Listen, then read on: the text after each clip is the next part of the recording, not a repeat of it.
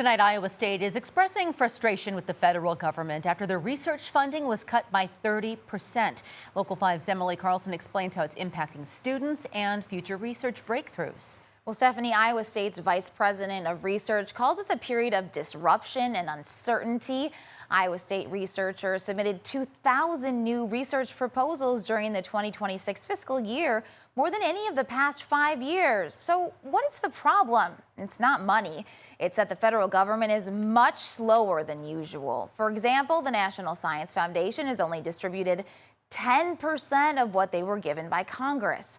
A lot had to do with the government shutdown. Then, after the changeover from the Biden to the Trump administration, they lost 30% of the people who award and hand out the grant money. So basically, ISU will eventually get the money, but who knows when. That's why ISU is leaning into private partnerships where promised money comes in on time with no delays. Just like you and I might diversify our investment portfolios for our 401ks or our retirement funds, we think about diversifying our partnerships and relationships in support of research. Research support from corporate and industry sources increased, jumping by $10.6 million to nearly $33 million this year. That's a 33% increase, or an additional $22 million.